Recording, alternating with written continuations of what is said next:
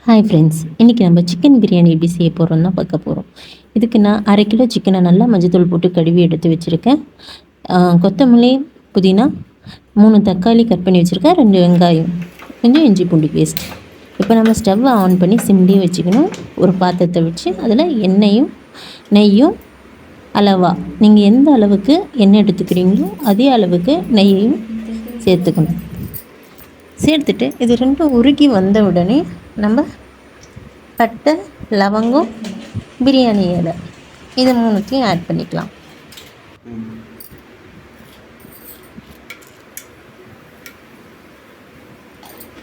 இது 3ம் நல்லா அந்த நெய்யிலையும் எண்ணெயிலையும் வறுத்த உடனே நம்ம கட் பண்ணி வச்சுருக்க வெங்காயத்தையும் சேர்த்துக்கலாம்.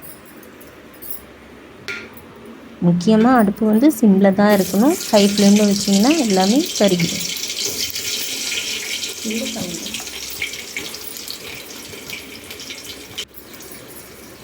இப்போதைக்கு இப்போ கண்ணாடி பதத்துக்கு தான் நம்ம வந்திருக்கு.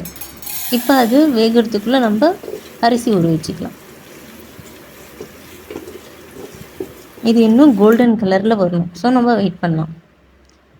இப்போ நமக்கு கோல்டன் கலரில் வெங்காயம் வெந்து வந்த உடனே நம்ம அதில் இஞ்சி பூண்டு பேஸ்ட்டு ஆட் பண்ணிக்கலாம்.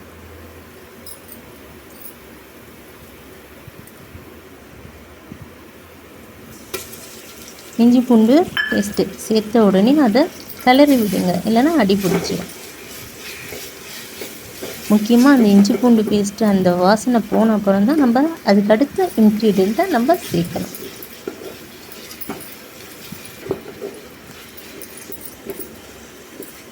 இப்போ இதை நல்லா அந்த பச்சை வாசனை போயிடுச்சு. இப்போ நம்ம இது கூட நம்ம கட் பண்ணி வச்சுருக்க தக்காளியை சேர்த்துக்கலாம்.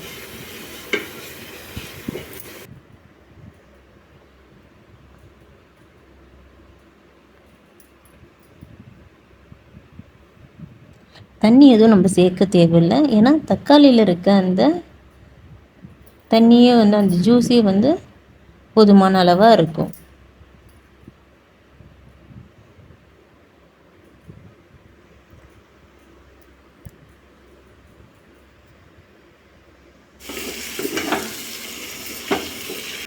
இப்போ இதை நம்ம நல்லா கிளறி விட்டுக்கலாம்.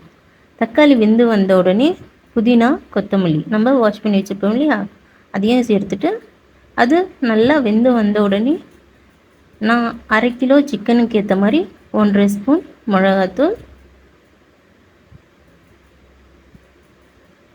தனியாத்தூள், அப்புறம் கரம் மசாலா, மஞ்சத்தூள் இது 4ஐயும் போட்டு நல்லா கிளறி விட்டுக்கணும். கிளறி விட்டு இந்த மசாலாலாம் நல்லா பிரிஞ்சு வரணும். அதில் இருக்க எண்ணெய் வந்து பிரிஞ்சு வர்ற வரைக்கும் நல்லா அதை கிளறி விட்டுக்கோங்க. அது வந்த உடனே நம்ம ஆல்ரெடி வாஷ் பண்ணி வச்சுருப்போம் இல்லையா சிக்கன், அதை எடுத்து இதோட சேர்த்துக்கலாம். சேர்த்து இப்போ அந்த மசாலாவோடு நம்ம அதை மிக்ஸ் பண்ணிக்கணும். ஏன்னா அப்போ தான் சிக்கனுக்குள்ளே மசாலா இறங்கும்.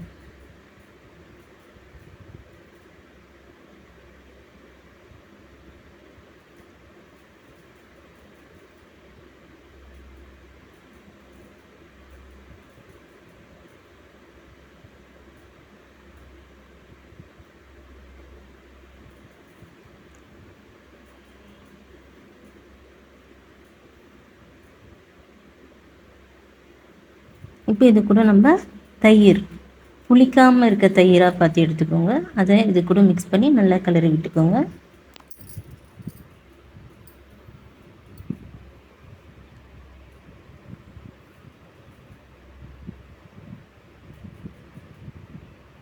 கிளறி வந்தோடனே சிக்கனுக்கு ஏற்ற உப்பு கொஞ்சமாக தேவையான அளவு மட்டும் போட்டுக்கோங்க.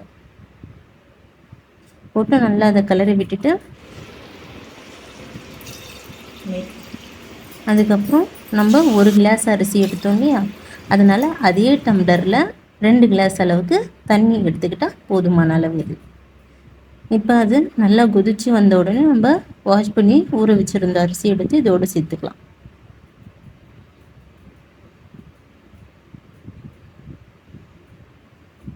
அரிசி சேர்த்த உடனே இப்போ நீங்கள் இந்த தண்ணியில் இருக்க உப்பும் காரமும் தேவையான அளவு இருக்கான்னு செக் பண்ணிவிட்டு கொஞ்சம் பத்தலைன்னா உப்பு சேர்த்துட்டு இது கூட லெமன் ஜூஸ் ஆட் பண்ணிக்கோங்க. ஆட் பண்ணிவிட்டு நம்ம மூடி வச்சிடலாம்.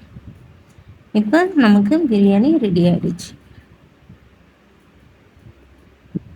சுவையான பிரியாணி, சிக்கன் பிரியாணி ரெடி.